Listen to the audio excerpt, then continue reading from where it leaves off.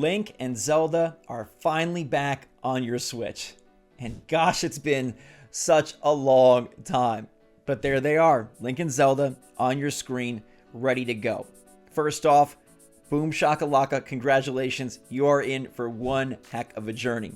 But I've played a ton of this game, and I want to help set you up. Let me help you out here and get you ready for the best playthrough of your lives. All right? Whether you're just starting, about to start, or hey, even if you're midway through, I guarantee what I'm about to tell you will improve your time with Tears of the Kingdom and help you grab the maximum that you can grab out of this once-in-a-generation, insanely incredible game. Today, we're talking the 8 things that I wish I knew before I started playing The Legend of Zelda Tears of the Kingdom. And we're going to kick it off with a simple one, but a huge time saver and one that will up your combat prowess, okay? In Tears of the Kingdom, quick select menus are all the rage. You can quick select to attach things to your arrows. You can quick select to throw something. You can quick select to drop something. But one thing I see people missing out on is the ability to hit the Y button and sort these darn menus. Look, horizontal menus, like they take a long time to get through. And after a few hours, you will have so many items, it's going to be scroll city. But you can sort by most used, you can sort by highest fused power. It's really, really convenient and really helpful to get you to what you need to get to. I don't want to see you spending 10% of your first 6 hours playing this game scrolling through menus. Just hit Y and sort away. Next up, this is a critical tip about durability. Everybody knows the durability discussion, and we're not going to weigh in on that, but I am going to fill you in that refusing does not restore durability. So what that means is you find a sword, you attach it to a boulder, you smack and hack with that boulder sword, and then you unfuse it, thinking that you can maintain pure durability of that sword by refusing it to, I don't know, a wood board. But you cannot. There is a limited, finite number of durability that a fused weapon has, and once that clock starts ticking, it does not stop. Meaning if you unfuse the weapon and refuse it to something new, it's going to break just as soon as it would have if you left it fused the first time. I'm telling you this because it will be great to reduce the amount of wasted, important, valuable, and powerful fusion materials, and to know how important it is to pick up a bunch of weapons as you go, because those weapons will wear thin. And thus far, it seems like durability is still going to be a very divisive proposition in Tears of the Kingdom, as even fusion, while it does boost them slightly, does not solve the durability problem. You will still be going through weapons very, very regularly, so get used to it, and remember, unfusing and refusing ain't gonna do a thing for you but change the look and stats for a very brief time. Next up, save often, because this game is tricky. Tears of the Kingdom is designed to be more difficult than Breath of the Wild merely by the fact that there's a freaking sky above and a depth below. You are encountering a whole lot more in this adventure because there's a multitude of more maps. Fall damage is even more prevalent in this one because you spend a lot of time falling from the sky to the ground. But there also are a ton of very difficult enemies, and they pack an extreme punch. Plus, the fact that you can fly from the sky down to the ground means you'll end up at far off areas that maybe should have taken you a little bit longer to get to. All this to say, save often. I got nudged by a couple of really bad checkpoints where I had to redo things multiple times, go through cutscenes multiple times, and I wish I would have just been a little more proactive on the save. It really jumps out and gets you. Kind of like a jump scare, but a jump death. All of a sudden, things are la-di-da fine, and then BAM! Blue Bokoblin comes out of nowhere and one-shots you. Ouch. Save often, my friends. You won't regret it. If this is all sounding a little bit scary, do not worry. I found that the first few hours of Tears of the Kingdom were, I don't want to say slow, but I was hoping for something more. And then boy oh boy, the game picks up rapidly.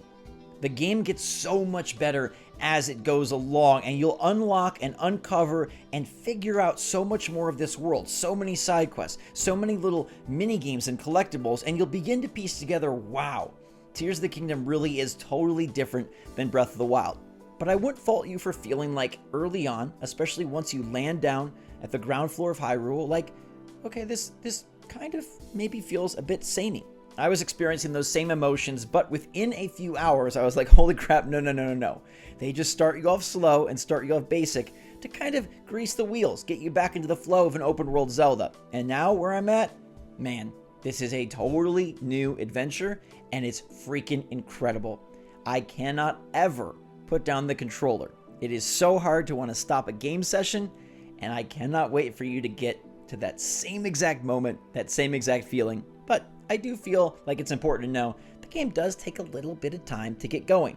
It has a banger of an intro, and then it's like, okay, we got to reset, and then we'll slowly unlock exactly why this is a big new $70 game. Now, with that being said, and you did pay a lot of money, a lot of good hard-earned money for this, I think setting expectations are important. And there's one particular area that I don't think Nintendo has set the expectations well, and those are the dungeons. Nintendo confirmed dungeons for Tears of the Kingdom before its launch, and they used the quote, "The dungeons are huge this time," and that's what everyone is referring to and talking about and has in their head. I just want to help you out because I feel like knowing that dungeons are themed, are bigger, and are better than Divine Beasts, but aren't as awesome per se as a traditional Zelda dungeon, or at least don't incorporate all those same parts, I think it's really good to know. I think you'll be far more surprised and impressed by the well-themed, awesome boss battles and the well-themed locations that these dungeons take place in if you have a little inkling that, okay, this isn't going to be just like in Wind Waker or just like in Skyward Sword. It's going to be like a 2.0 version of what they began in Breath of the Wild. I feel like that would have been very helpful for me, and I would have enjoyed my first dungeon, or Divine Beast 2.0, far more if I wasn't going into it expecting, as Nintendo said, this huge dungeon that was akin to traditional Zelda dungeons. It's better for sure, but it's just different, and so now you know. Next up, I want to talk about how important caves and wells are. Nintendo slightly alluded to this when Aonuma discussed in his gameplay demonstration, like, there's a bunch of caves, who knows what's in there? But the first few caves in the game I feel are very repetitive. You're going to find very similar layouts and very similar items. Don't stop there. The caves get a lot better, a lot crazier, and a lot more involved. Caves and wells in general are super important because they're going to fill your arsenal with all sorts of ores that can be sold for rupees. And I like spending my rupees in Tears of the Kingdom very, very much so. Things are expensive, it's good to have, and you can acquire bubble charms, which is a super important collectible in the game. I won't spoil what they do, but there's usually one attached to a bubble frog in just about every cave. Plus, you're going to come across some unique enemies in these caves, as well as treasure chests that have cool items and usually reward you with some interesting weapons as well. Don't sleep on caves and wells, and know that you can quickly exit them by using Ascend. And that's our next thing that I wish I knew. Use Ascend like a bad bleep. Ascend is the unsung hero of this game. Ultra Hand gets all the love, Fuse gets all the footage. It is Ascend that is truly the most helpful. It's going to get you out of so many sticky situations, and it's going to not occur to you that you can just rise through the roof in a video game. No other game really lets you break things in the way that Ascend does here in Tears of the Kingdom, so please make sure you got your trigger finger on Ascend early and often. And even if you're seeing the pink ball that indicates you can't use Ascend here, just slide a little to the left, slide a little to the right. Cupid shuffle your way into finding a spot where Ascend can work, because the majority of the time, 98.5% of the time, you'll be able to Ascend. And it helps traversal. It's expediting in terms of moving through vertical environments, and it just gets you out of binds. It's a lot better to know, hey, I can just go explore this cave and then ascend straight above it. It's also really helpful for getting to hard to reach places. Ascend, ascend, ascend. That's all I gotta say. Let's go back to rupees for a moment here, because fashion is insane in this game. You gotta go for all sorts of awesome armors and outfits. They really have made a conscious effort to make the armor and the outfits and the abilities in Tears of the Kingdom far surpass that of Breath of the Wild. There's even major characters and major areas that are tied to fashion and tied to all the awesome new gear that you can get. So if you're starting to see something that seems like, hey, that sounds like really cool gear, go for it. And don't feel like you have to necessarily buy the first piece of armor that you find, but at the same time, maybe just spend time in caves acquiring enough ore and rupees and sapphires so that you are able to buy a ton. I think having a full wardrobe is going to make your Zelda Tears of the Kingdom playthrough a whole lot better, and I'm absolutely loving the variety and the flexibility that the fashion offers you in this game. Side note, grab that glide shirt as quick as you can. It's on Courage Island, and I covered it in my 10 tips for a new playthrough video. And there you have it. 8 great things that I wish I knew before I started Tears of the Kingdom, and now you know them. And so now your adventure can be even better than mine. Let me tell you, mine has been almost perfect. This is a game for the ages, and I'm absolutely loving it. I hope you are too, and I hope that your journey is a bit better because of this video. If you enjoyed it, hit that thumbs up button and make sure to subscribe to the channel so you're ready for all of the tips and tricks I'll be providing, as well as all the fun gameplay you can find for Tears of the Kingdom to get the most out of the Switch's best game ever.